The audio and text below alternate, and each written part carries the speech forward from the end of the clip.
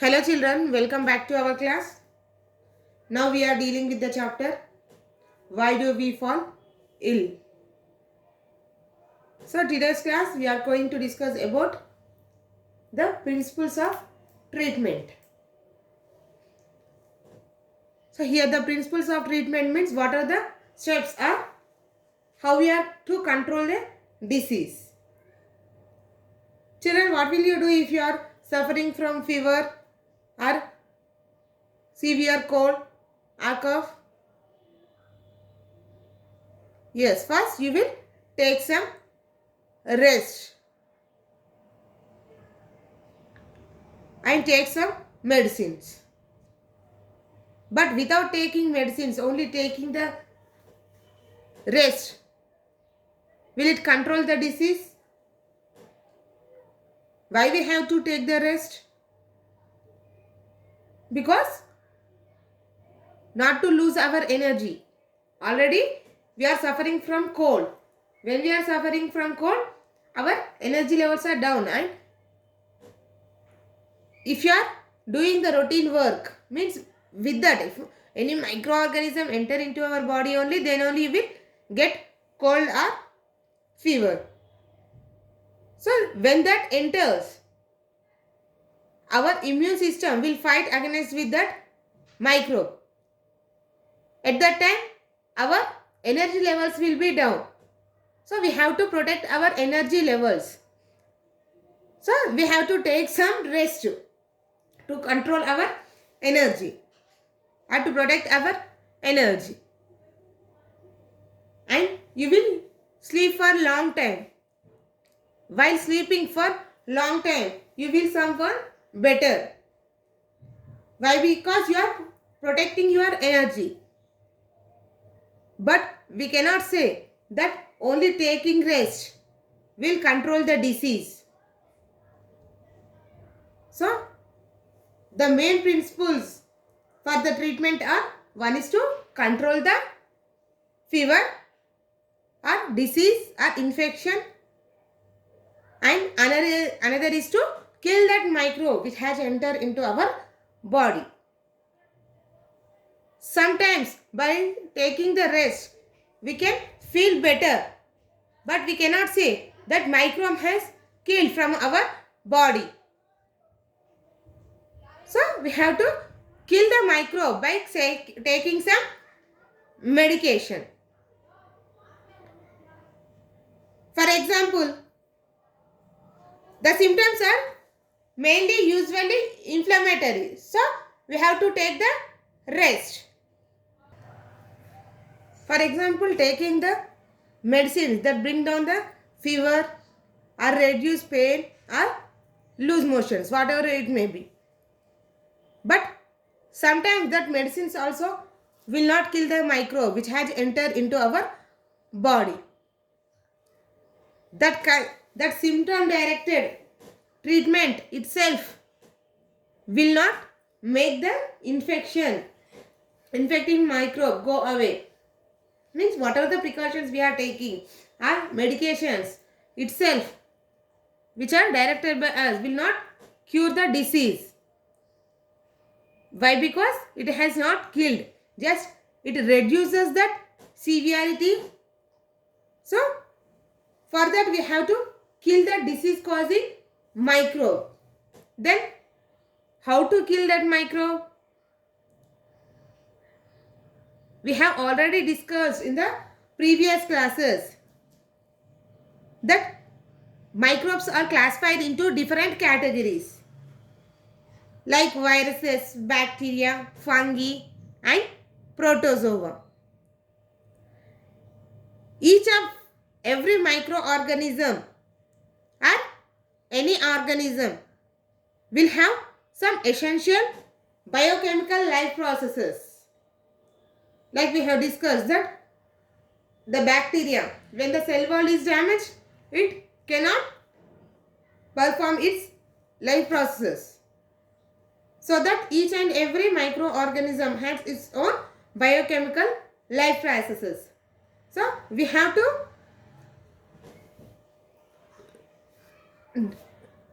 kill that. We have to kill that microbe by not to perform its biochemical processes.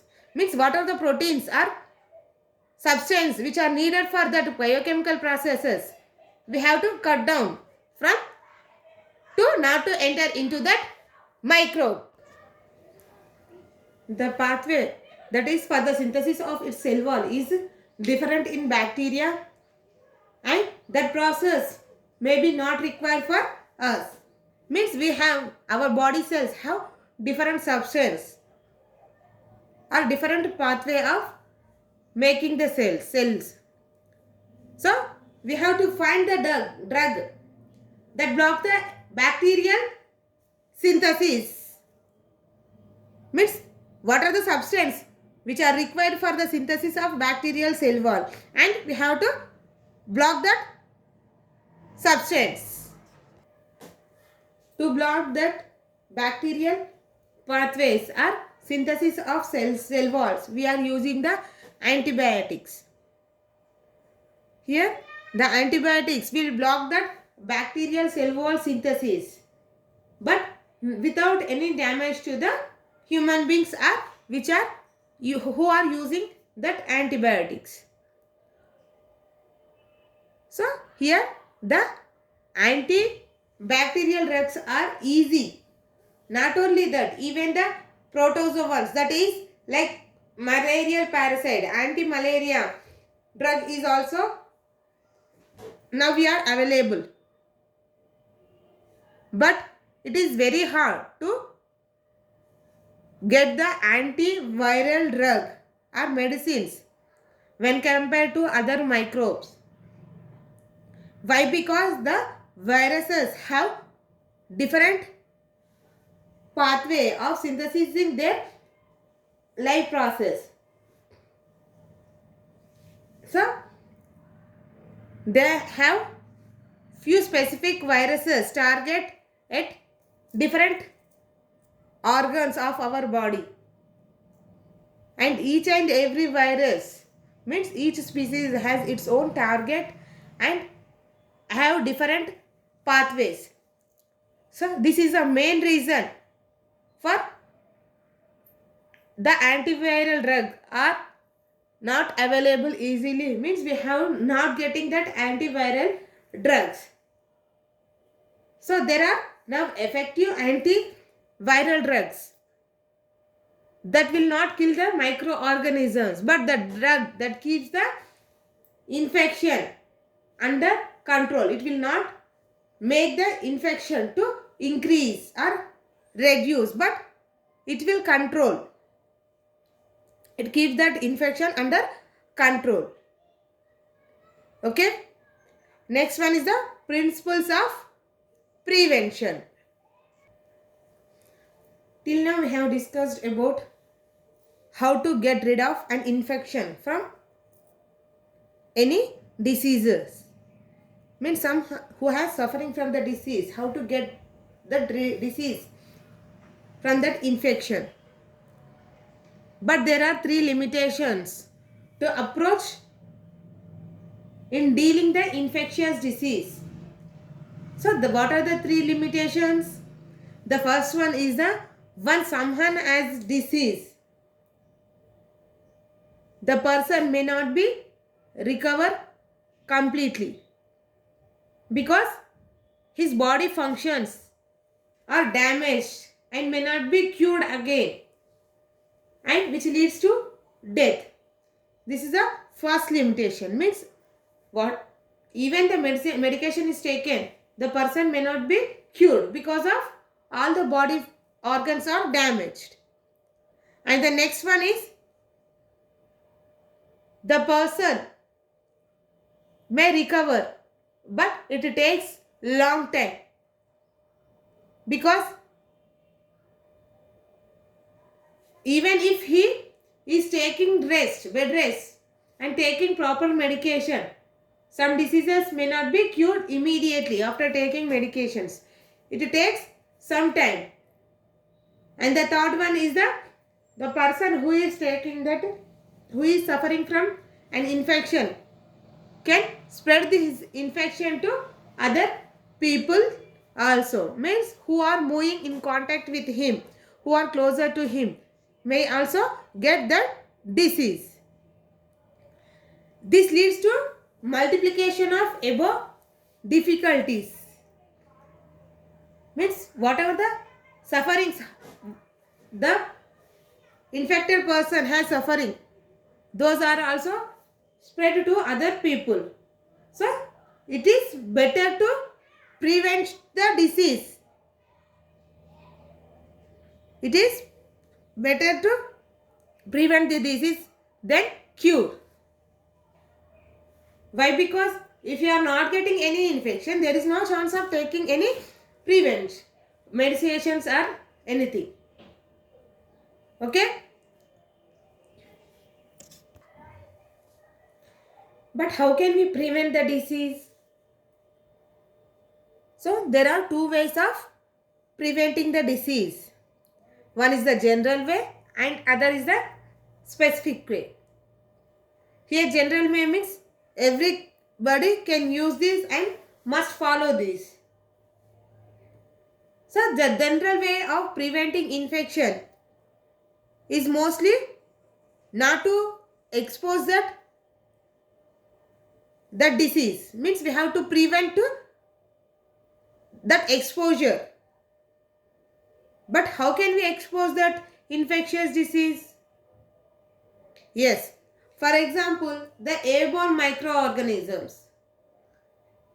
If the whatever the infection may be, it may be waterborne or airborne or vector-borne. So, for airborne infections, we should not go to the overcrowded places where the infection is spreading.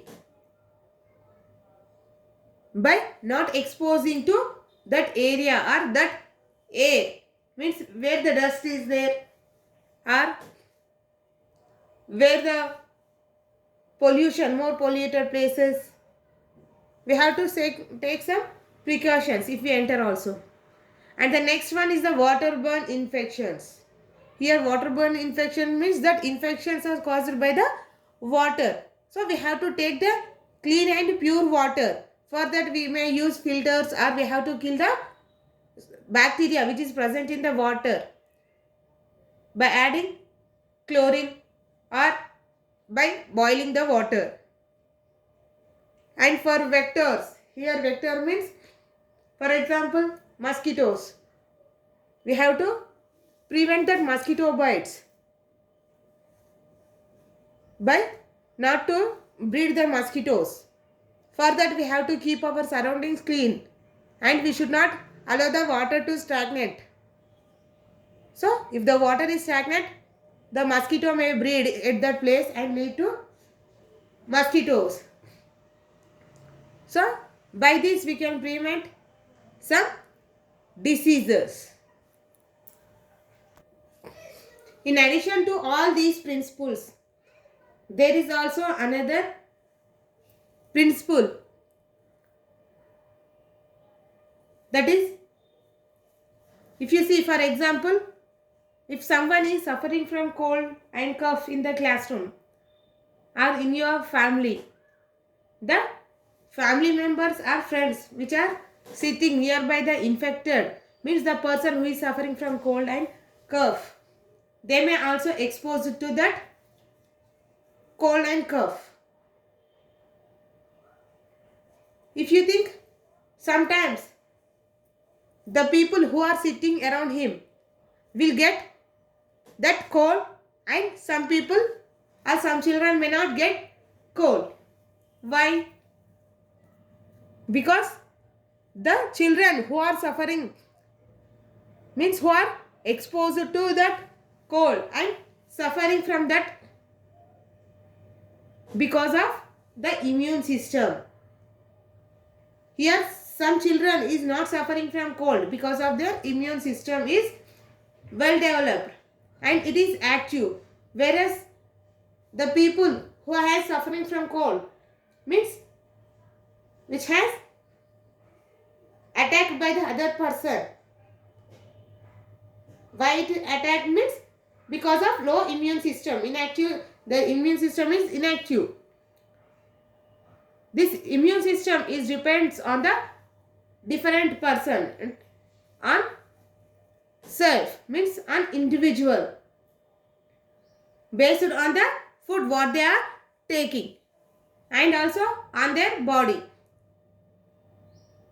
Our body has different specialized cells, nothing but white blood cells, which fight against the disease causing microbe and kill that microbe when the immune system is active. But when the immune system is inactive, the person is not healthy, will attack this cold and may suffer this one because of his immune system is not active. So it depends on the individual. And not only that, even the number of microorganisms enter into our body. If now the number of microorganisms is less, then immune system will be active, more active, can fight. If the number of microorganisms are more, then infection is also more. So the functioning of the immune system is also another system in the body and will not be good if proper and sufficient nourishment of food is not available. So the second basic principle of prevention of infectious disease is the availability of proper and sufficient food for everyone. Means here, in spite of these three principles whatever discussed before, the immune system is also depends, means also important to fight against the infectious disease. How this immune system will develop? By taking proper amount of food. Okay children, see you in the next class with another topic. Thank you.